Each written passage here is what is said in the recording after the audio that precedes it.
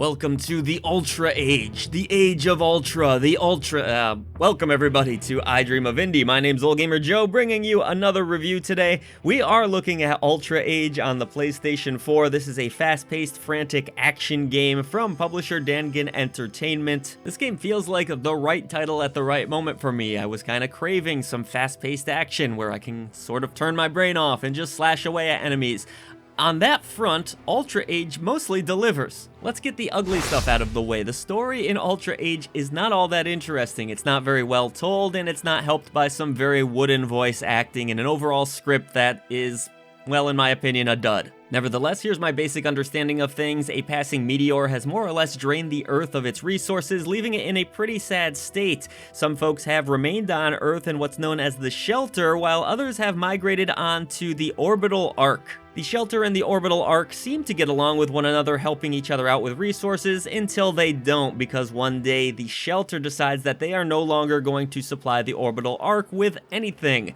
So, in order to counter this, the Orbital Arc folks say, well, we can send you this dude and his robot to potentially save the world. This is where you'll come in playing as Age, who is accompanied by his annoying robot friend named Helvis. Well, I warned you about the storyline. You can't blame me there. No, it's not very good. It's not very compelling. Not all that interesting at all, unfortunately. But here's the good news. The gameplay in Ultra Age actually pretty damn good. I wouldn't describe the world of Ultra Age as really open per se. There are a few sections of the game and some factories and such where you will be doing a little bit of exploring. You'll have a few different paths that you can travel down, but for the most part, the path is pretty set in this game. You do have a map that does a fairly good job of telling you where you need to go next. I would personally describe the game as a mostly linear experience. I did not find myself lost very often. Getting around the world is also a breeze. You move at a fairly brisk pace even with your standard walk, but you also have the ability to dash. I love that just tapping the R2 button once allowed for my character to enter a full-on sprint, and I didn't have to hold it down or anything. Don't go into Ultra Age expecting a ton of exploration. While you do go off the beaten path from time to time, it is the combat that steals the show here, and it's really well executed in my opinion. There are a pretty good variety of different weapons in the game. You can hold up to 4 at once, and you can swap between them easily by pressing the R1 button. You don't get them all at once, but you will collect more weapons like a really cool gunblade as you go. These weapons all do play a little bit differently from one another, but mostly this is a game that's just about putting different button combinations together, specifically the square and triangle buttons for the most part. Holding them down in certain orders or pushing them in certain orders will allow for various combos. You'll also notice that some of the enemies in Ultra Age will glow a specific color, and it's up to you to find the weapon that corresponds to that color so that you can deal out more damage to that enemy. I absolutely love this system, and it's really helped by the fact that the game feels so fast and fluid. Making the combat system even more interesting is the ability to lock onto these enemies so that you don't lose sight of them, and you also have a grappling hook of sorts which can be mixed into the combos. It's just a joy to knock enemies into the air and then slam your sword down. It looks really cool, all running at that nice fluid 60 frames per second on the PS4 Pro version anyways. I really like this combat engine. Your lead character does also have some abilities that can be activated during combat or even not during combat. For example, pushing down on the D-pad allows for you to heal yourself, and there's an interesting time mechanic in this game. So the way things work is that your weapons can actually break over time, but there are certain shards that you can collect in order to keep their strength up. And once you drain these shards, you can actually reverse time to get more of that shard if you need it, or to store up more energy, which helps you to upgrade your character in other ways. Some of the shards that you need to collect are on specific timers, and you can only reverse up to so many times depending on how upgraded your character is. This time shifting mechanic, it didn't really do much for me personally. I found it to be one of the weaker aspects of the gameplay, but it wasn't a huge deal. I just didn't maybe utilize it as much as the game would have liked me to. But thankfully, as you gain more energy from defeating enemies, it's up to you how you customize your character. So if you want to, say for example, upgrade your swords,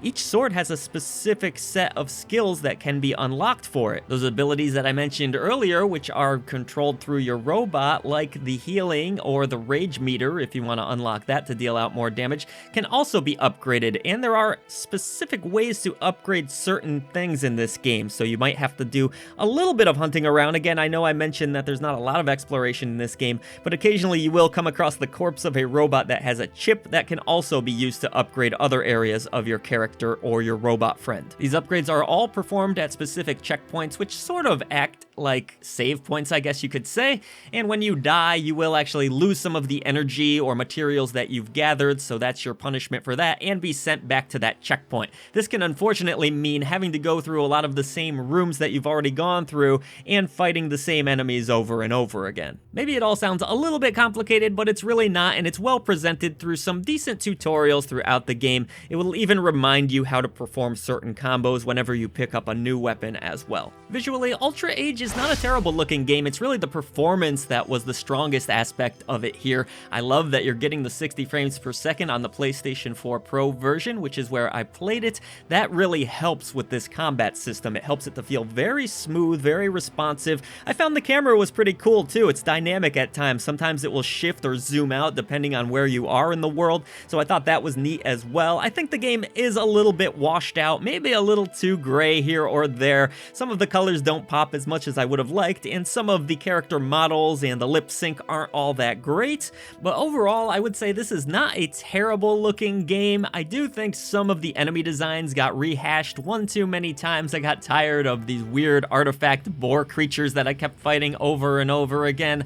Some of the environments a little stagnant, but definitely not the worst looking action game I've played, and again, performance top notch here, so that was really greatly appreciated. I also liked some of the visual effects, like the sparks that would fly off of enemies or shards when you destroyed them. The soundtrack here, kind of forgettable though, I do have to say, and the voice acting, not really strong at all. Very wooden, really takes you out of what little story there is here to be told.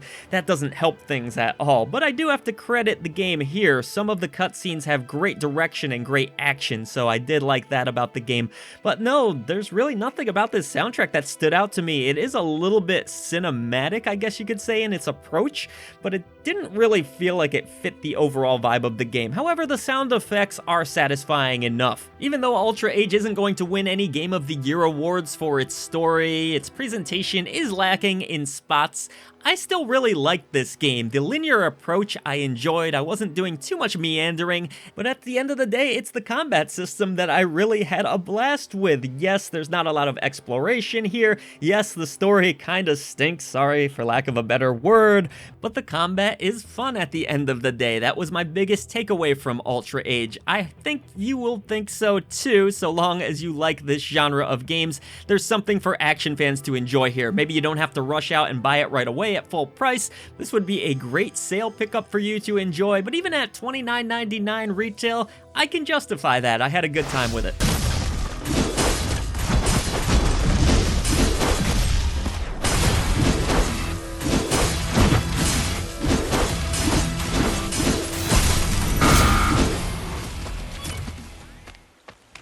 Thank you so much for watching the latest video from I Dream of Indie. We would now like to take a moment to pay tribute to our great indie warriors who support us through channel memberships. Mitchell Hall, Bunny, Kevilo, Bill T-Kaz, Christian Cruz, Strick9, Chris Jackson, Nathan Moore, Peach, Adriana Amato, CJR, Falco Lombardi, C-Coil, Skepticism, Jen Rose, Jesse, CPM, Julian Colbus, and JRS the 8th. Thank you so much for all you do for independent developers, publishers, and for I Dream of Indie. Everybody else, please head down to that description box below. Let's defeat the echo chamber and bring a voice to the voiceless ones in gaming.